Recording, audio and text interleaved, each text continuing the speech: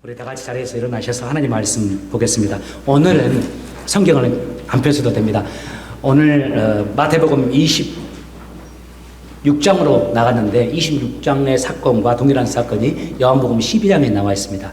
마태복음 26장의 사건은 집에 가서 읽어보시고 오늘은 요한복음 12장으로 가겠습니다. 제가 PPT를 준비해놨습니다. 형제님 한번 띄워줘 주시겠습니까? 예, 우리 같이 PPT를 보고 읽도록 할게요. 자, 12장 1절 제가 먼저 읽도록 하겠습니다. 6월절 6일 전에 예수께서는 나사로가 살고 있는 베다니로 가셨습니다. 나사로는 예수님께서 죽은 자 가운데서 살리셨던 그 사람입니다. 그 집 사람들은 예수님께 저녁 식사를 대접하였습니다. 마르다는 음식을 접대하는 일을 맡았고 나사로는 예수님과 함께 식사하는 사람들 속에 있었습니다. 마리아가 매우 비싼 나드 향유 약 300g을 가져와서 예수님의 발에 붓고 자기 머리카락으로 그 발을 닦았습니다. 그러자 그 향기가 온 집안에 가득하였습니다. 가룟 유다가 있었습니다. 그는 나중에 예수님을 배반할 사람이었습니다. 유다가 말했습니다. 이 향유를 팔아 그 돈을 가난한 사람들에게 나누어 주는 것이 좋지 않은가? 이것은 300데나리온에 해당하는 값비싼 것인데 말이야. 정말로 가난한 사람들을 생각해서 이 말을 한 것은 아니었습니다. 그는 도둑이었기 때문에 이런 말을 한 것입니다. 그는 돈 주머니를 관리하는 사람이었는데 종종 돈 주머니에서 돈을 제 마음대로 꺼내 쓰곤 하였습니다. 예수님께서 말씀하셨습니다. 이 여자가 하는 대로 내버려 두어라.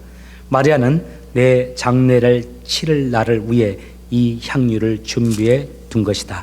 가난한 사람들은 너희와 항상 함께 있겠지만 너는 너희와 항상 함께 있지는 않을 것이다. 아멘. 우리 형제님 제 마이크 조금만 켜주십시오.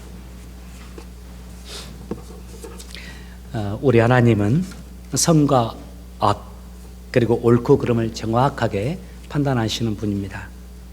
세상에서 일어나는 모든 일에 대해서도요. 지금 러시아가 우크라이나를 침략했죠. 러시아인들이 그 침략한 푸틴 대통령을 더 지지하고 있다고 그래요. 물론 그 조사가 정확한지는 모르겠지만 러시아의 많은 사람들이 이건 좋은 전쟁이다. 세계 사람들은 다 아니라 해도 아닌데도 불구하고 자기들은 이게 선이라고 생각합니다. 사람마다 다 입장에 따라서 선과 악이 다르죠. 그러나 하나님은 정확하게 판단하는 분입니다. 세상에 일어나는 모든 일들에 대해서도 정확하게, 그리고 우리 인간들은 하는 일에 대해서도 또 우리 인간에 대해서도 한 치의 오차도 없이 정확하게 판단하시는 분입니다. 왜냐하면 하나님은 모든 것을 정확히 보시는 분이고 아시는 분이기 때문입니다. 자, 그렇다면 하나님의 눈에 우리는 어떤 사람일까요? 저와 여러분 개개인에 대해서 하나님은 어떻게 판단하실까요? 오늘 본문에 주님께서 한 사람에 대해서 판단하시면서 그 사람을 아주 칭찬해 주시는 이야기가 나옵니다. 우리가 잘 아는 마리아입니다. 그 마리아에게 주님이 이렇게 말씀하세요. 온 세상 어디든지 복음이 전파되는 곳에는 반드시 이 여인이 한 일과 함께 또 그 여인도 함께 전해질 것이다. 마태복음에는 또 이 이야기가 추가돼서 나옵니다. 예수님께서 이 여인을 참 귀하게 여기셨어요. 우리 여기 앉아 계신 여러분 여인들 모두 다 이 마리아와 같은 칭찬을 듣는 여러분 되시기를 예수 이름으로 축복합니다. 성경 66권 가운데 어떤 한 개인에 대해서 이렇게 예수님이 기뻐하시고 칭찬하신 적이 없습니다. 제자들에게도 이렇게 소중히 여기시면서 축복하신 적이 없어요. 하나님, 예수님께서는 이 여인을 그렇게 귀하고 존귀하게 여기셨을 뿐만 아니라 성경을 읽어보면 하나님은 이 여인이 사람들에게 존귀하게 인정받기를 원하셨어요. 저는 하나님 나라에서 상이 있음을 믿습니다. 상의 차이가 있음을 저는 믿어요. 그것이 상의 차이가 있다고 해서 누구는 큰 집, 누구는 작은 집, 그런 의미가 아닙니다. 주님께 가까이 있고 주님께 칭찬을 많이 받는 사람, 그렇지 못한 사람이 있을 거라는 거예요. 저는 이 여인이 하나님 나라에서 정말 큰 상을 받는 여인일 거라 믿습니다. 저와 여러분이 이런 그리스도인이 되길 원해요. 자, 그렇다면 오늘 질문입니다. 우리 주님은 왜 이 마리아를 이렇게 귀하게 여기시고 사랑하셨을까요? 그 많고 많은 사람들 가운데 왜 하나님은 유독 이 여인을 이렇게 사랑하시고 인정해 주시고 또 사람들에게 인정받기를 원하셨을까요? 그 첫 번째 이유를 보기 원합니다. 첫 번째는요, 이 여인이 옥합을 깨뜨려서 주님을 섬긴 여인이기 때문입니다. 가장 소중한 것으로 주님을 섬길 줄 아는 여인이었기 때문입니다. 지금 마리아가 오늘 본문에서 주님께 부어드렸던 옥합 안에 있었던 향유는 나드라는 향유입니다. 많이 들어보셨을 겁니다. 이 나드는 히발리아 이 고산 지대에서 나오는 식물에서 채취한 기름이에요. 그 나드가 향이 아주 독특했고 또 어떤 썩어가는 시체에 그 향유를 바르면 이 시체가 썩어가는 것을 방지해 주는데 아주 효과가 좋았기 때문에 과거에 상당히 이 나드가 비싸게 팔렸습니다. 나드 300g인데 보니까 300데나리온이라고 기록되어 있어요. 이 데나리온이라는 말 여러분 많이 들어보셨을 겁니다. 화폐 명칭인데요. 건강한 사람이 하루 열심히 일해서 받는 당시의 평균 하루 임금이었습니다. 오늘날 같으면 얼마나 될지를 모르겠는데 여기 여러분 세상에 나가셔서 보편적으로 평균입니다. 열심히 건강하게 일하면 받는 그 임금이 한 데나리온이에요. 그런데 300데나리온이면 뭐 주일 쉬고 또 토요일 날 좀 쉬고 그렇게 52주 빼고 이렇게 하면은 제가 볼 때는 한 300데나리온이면 1년 연봉 정도 되지 않을까 생각합니다. 그 1년 연봉 정도 되는 나드 향유를 사서 옥합에 담았다가 지금 예수님께 부어 드리는 겁니다. 그녀가 상당히 부자였던 모양이에요. 그 비싼 것을 가지고 예수님께 부을 정도니까요. 그런데 성경을 읽어보면 그렇지 않습니다. 마리아 그녀가 살았던 곳이 베단이라고 오늘 본문에 기록되어 있죠. 그 오빠 나사로와 함께 살았던 지역이 베단이라는 지역입니다. 이 베단이가 예루살렘 근처의 마을이긴 해요. 조그만 마을입니다. 예루살렘 성이 있는데요. 그 성 안에 있지 못하고 성 밖에 있는 한 20마일 떨어진 마을입니다.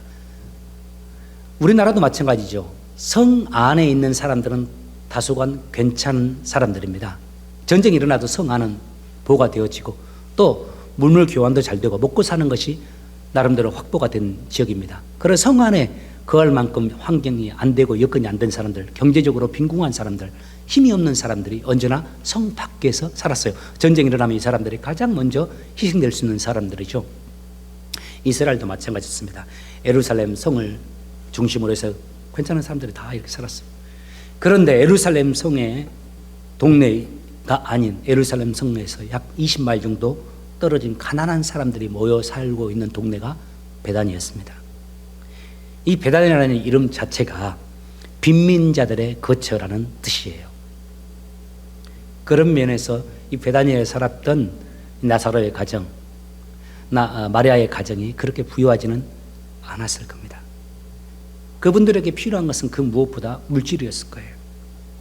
그런데 그런 형편에 있는 마리아가 1년치 연봉값이 되는 그것을 향유에 담아서 예수님께 이렇게 부어드리고 있는 겁니다. 옥합에 그걸 담아서 그 옥합을 깨뜨려서 예수님께 부어드려요. 이 향유를 어떻게 샀을까요?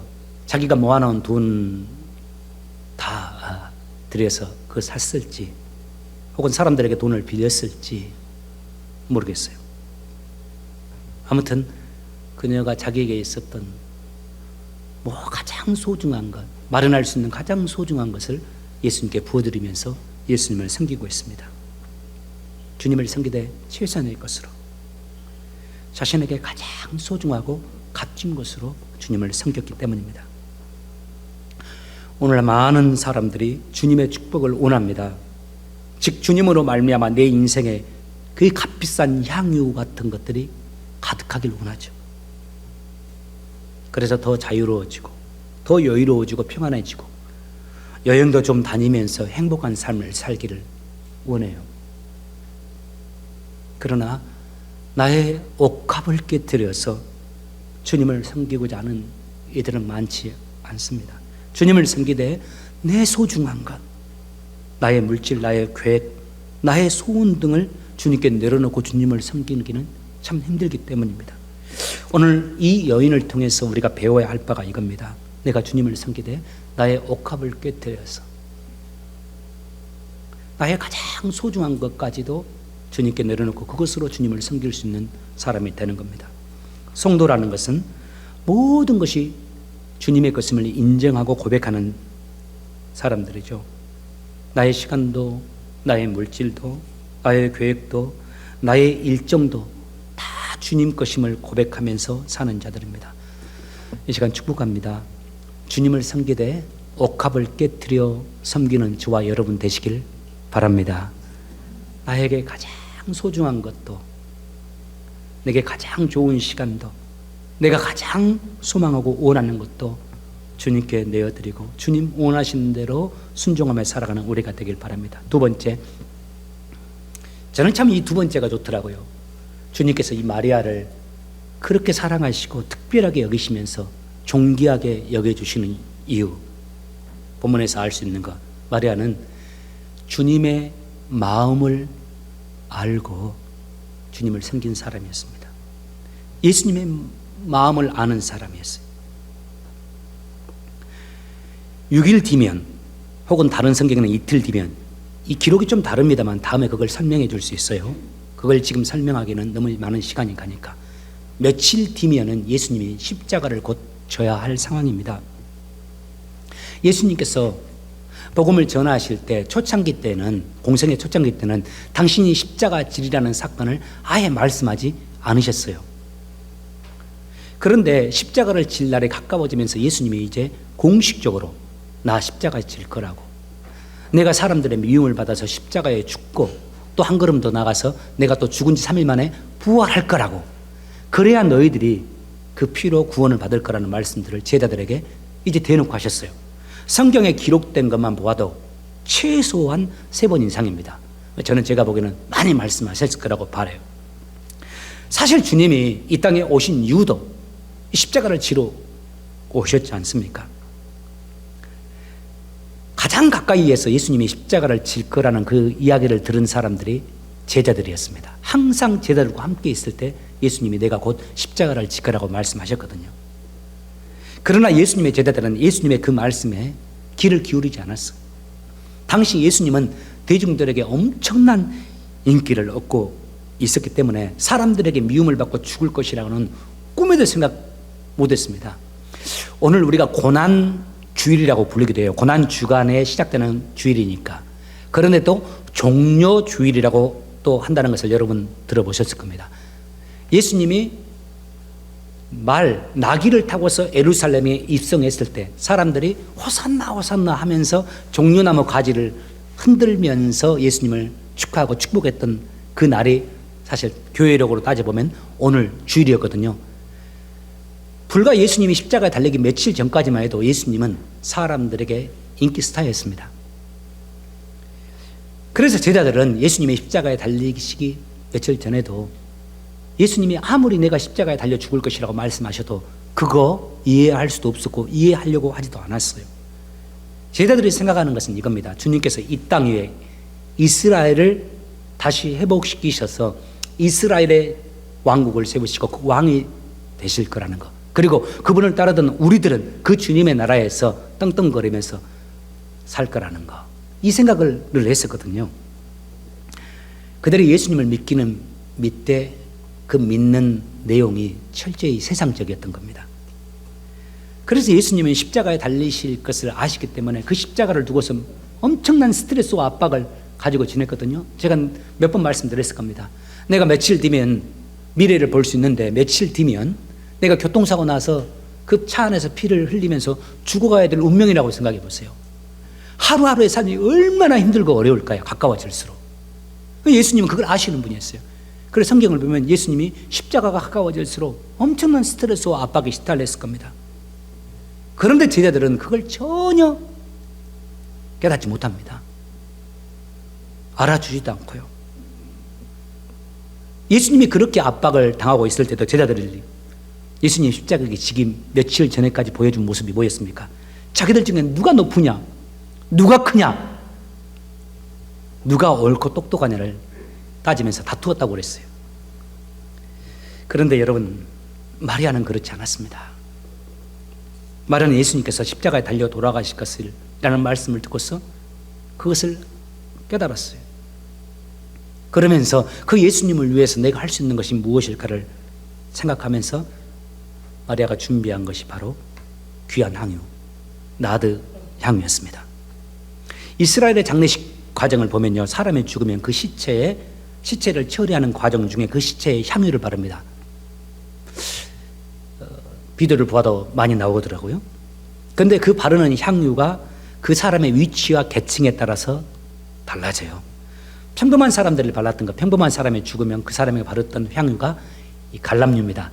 오늘날로 친다면 올리브유, 요즘은 과거에는 많이 비쌌는데 뭐 요즘 많이 사용하더라고요. 저희 집에도 올리브유를 사용하는 것 같은데, 일반적인 사람들이 죽으면 그 올리브유를 발라서 장례를 진행했습니다.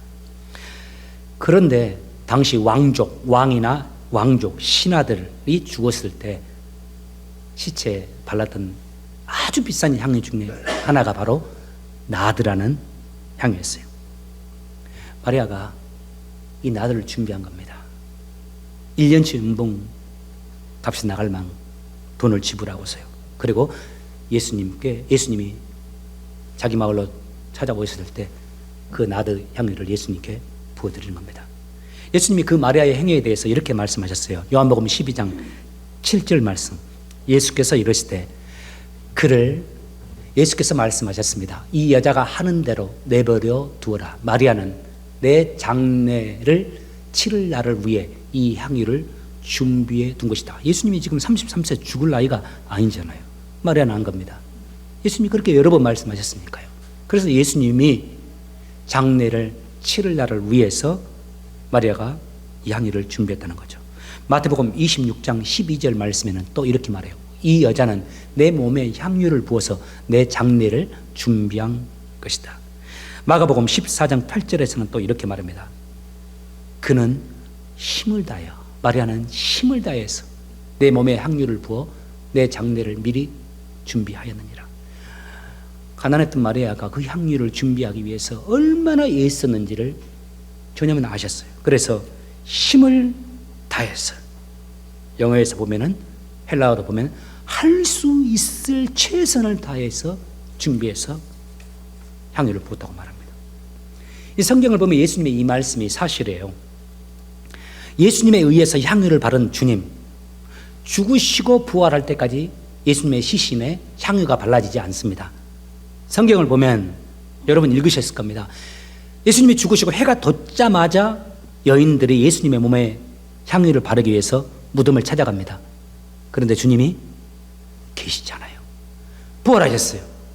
이미 마리아를 통해서 며칠 전에 예수님이 그 시신에 향유를 발랐기 때문에, 그 몸에 향유를 발랐기 때문에 더 이상 이제 시신에 향유를 바를 필요가 없었던 거죠. 자, 여기서 질문입니다. 마리아는 그러면 어떻게 이 사실을 알 수 있었을까요? 제자들도 들어도 모르고, 마르다도 모르고, 언니 마르다, 오빠 나사로도 몰랐던 이 사실을 어떻게 알 수 있었을까요? 성경을 자세히 보면 답이 나옵니다. 마리아에 대한 몇 가지 기사 가운데 하나, 여러분 기억하십니까? 마리아는 항상 예수님의 머리맡에서 예수님의 말씀을, 무릎 앞에서 앉아서 예수님 말씀을 들었어요.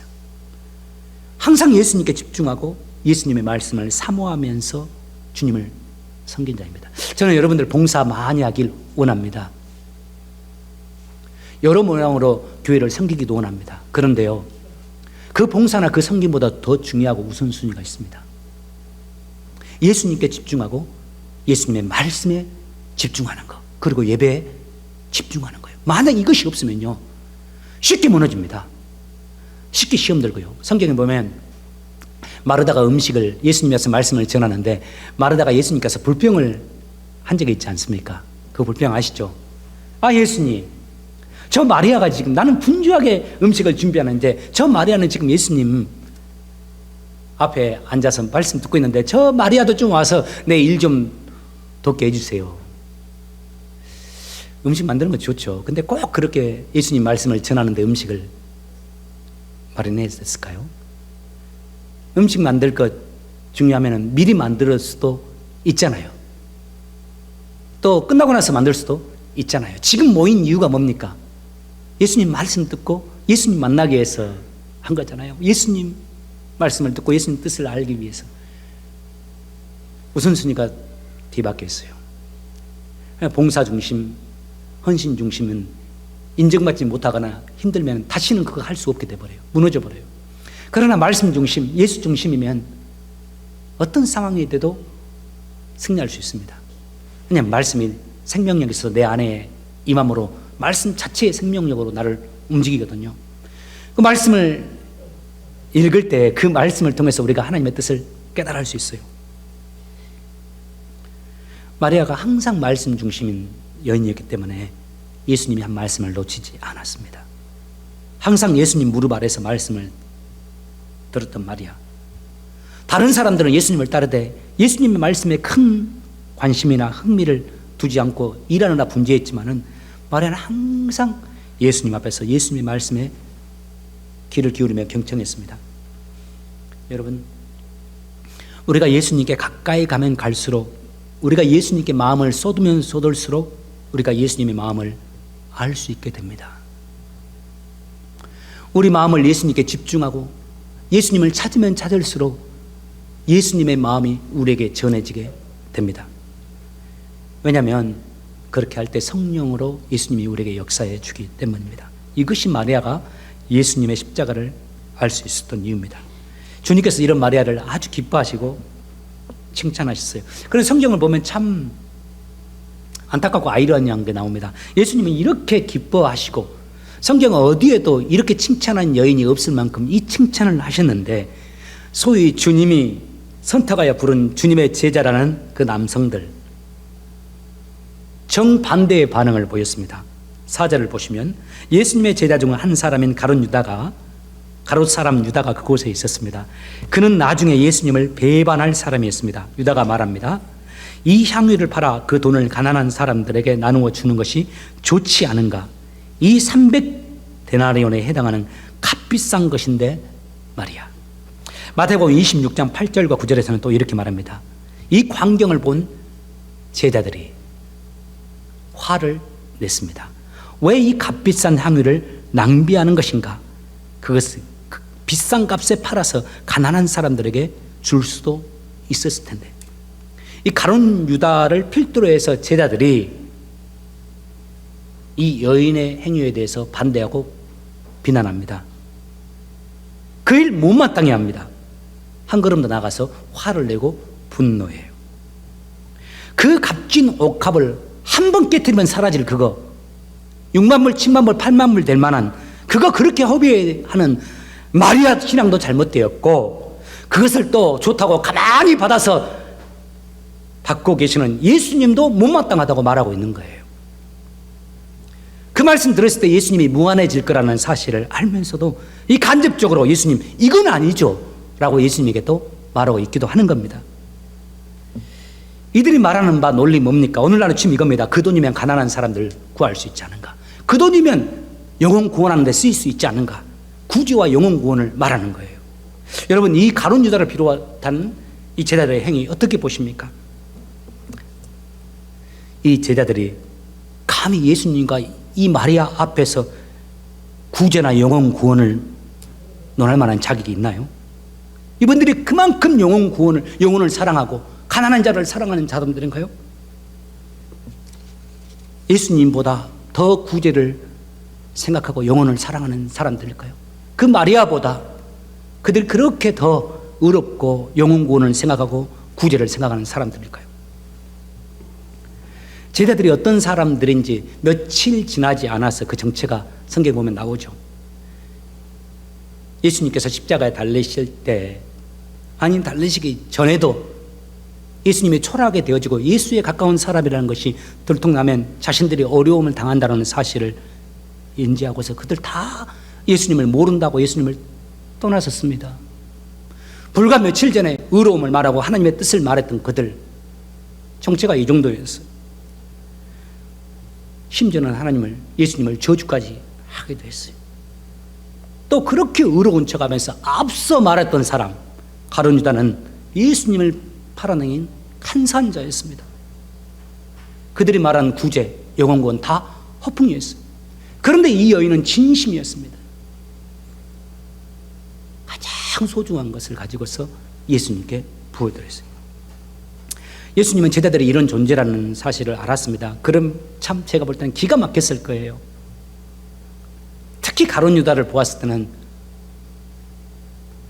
정말 기가 막혔을 거예요. 예수님 말씀하지 않아요. 복음서에 보면 가룟 유다가 예수님의 복음사를 위해서 사람들이 헌금한 돈을 관리하는 재정관리자 아니었습니까? 거기에 손을 넣고서 그 돈을 조금씩 꺼내 쓴 것도 예수님은 아셨어요. 그렇지만 말씀하지 않으셨어요. 이 향유를 붓는 것에 대해서 비판할 때에도 예수님 별로 말씀하지 않아요. 왜냐?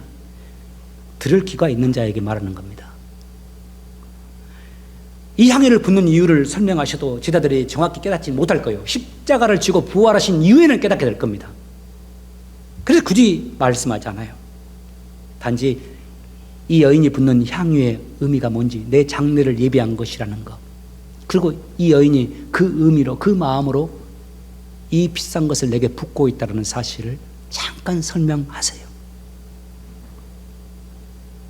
그러면서 주님은 꼭 이 한마디는 해야 되겠다 하시면서 이 말씀을 한마디 하십니다. 모든 시대의 어느 곳에 복음이 전파되든 간에 나의 복음과 함께 이 여인이 행한 일과 이 여인도 함께 기억될 것이라고.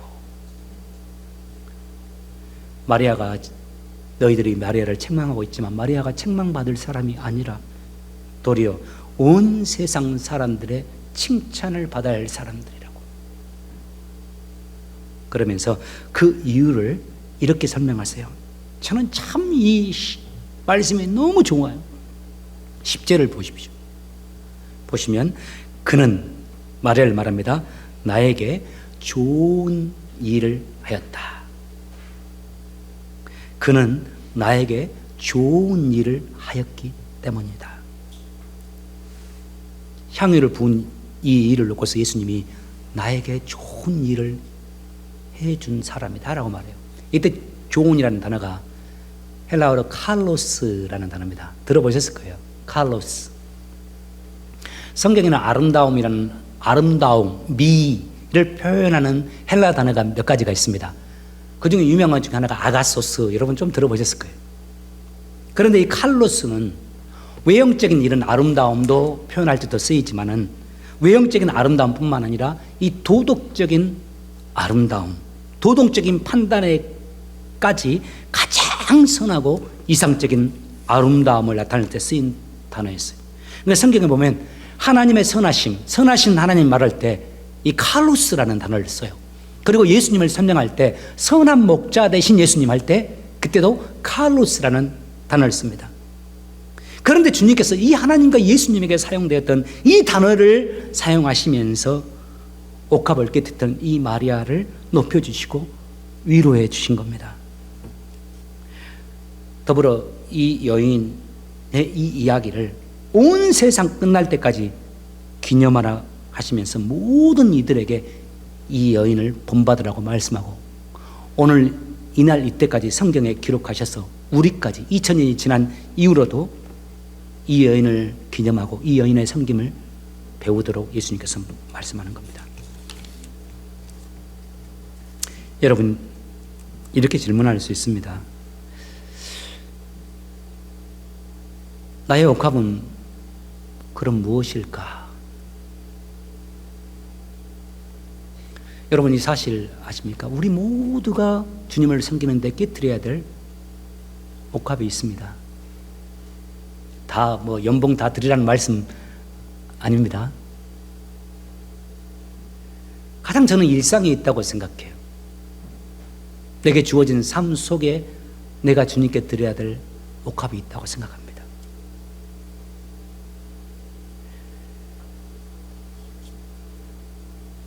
그 옥합이 무엇인지 기도한다면 성령님께서 알게 해주실 거예요. 역사 이래 주님의 나라는, 주님의 교회는 항상 이 옥합을 깨트린 사람들을 통해서 확장되어 갔어요. 자신에게 가장 귀한 것을, 소중한 것을 들여서 주님을 섬기는 자들을 통해서 주님의 구원 사역이 이루어지고 교회가 세워져 갔습니다. 아니, 정확히 말하자면 그 사람들이 주님의 일을 한 것이 아니라 주님께서 이 옥합을 깨트린 자들을 통해서 당신이 그 일을 진행하신 거죠. 우리 한평생 우리의 옥합이 무엇일지 모르지만 우리들의 옥합을 들여서 주님을 섬기는 우리 모두가 되길 바랍니다. 여러분, 이 시간 진지하게 여러분에게 한번 질문해 보고 싶습니다. 저와 여러분에게 깨트려야 될 옥합은 무엇일까요? 우리가 주님께 부어드려야 될 옥합이요. 그 옥합 깨뜨릴 때 주님은 내게 좋은 것, 칼로스한 일을 해주었다고 주님이 말씀하신 겁니다. 여러분, 칼로스한 일로 주님을 기쁘시게 하시고 또 칼로스한 여러분들 되시기를 주 이름으로 축복합니다. 우리 같이 기도하겠습니다.